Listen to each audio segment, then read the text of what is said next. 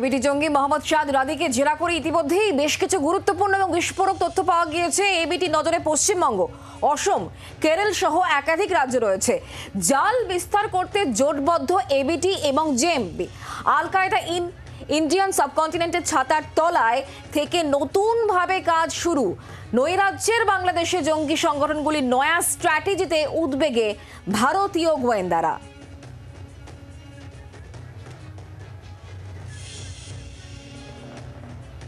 রাজ্যে জঙ্গি জাল নিয়ে উদ্বেগ বাড়ছে ভারতীয় গোয়েন্দাদের। প্রাথমিক জিজ্ঞাসাবাদ এবং গোয়েন্দা সূত্রে উঠে এসেছে একের পর এক বিস্ফোরক তথ্য। কি কি তথ্য উঠে এসেছে আপনাদের সামনে সেগুলোই তুলে ধরছি আমরা।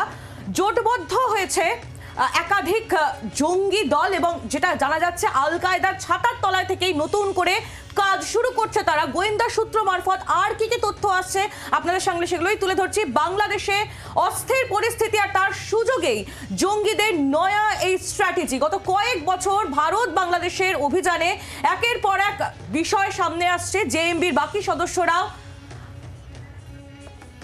তারাও রীতিমতো অ্যাক্টিভ হচ্ছে এই মুহূর্তে।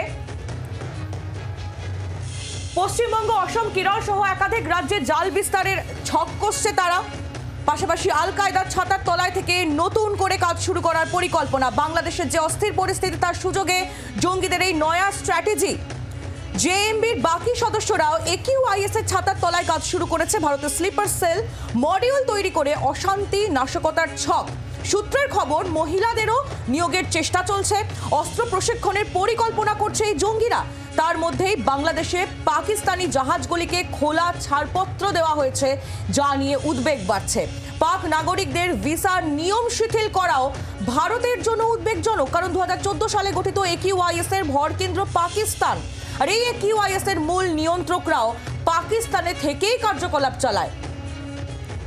পাকিস্তানে থেকে বাংলাদেশে চলে আসতে পারে এই জঙ্গিরা। বাংলাদেশ থেকে ভারতে জঙ্গিদের অনুপ্রবেশের আশঙ্কাও উড়িয়ে দিচ্ছেন না গোয়েন্দারা। বাংলার আওয়াজ, বাঙালির আবেগ, জি 24 ঘন্টা।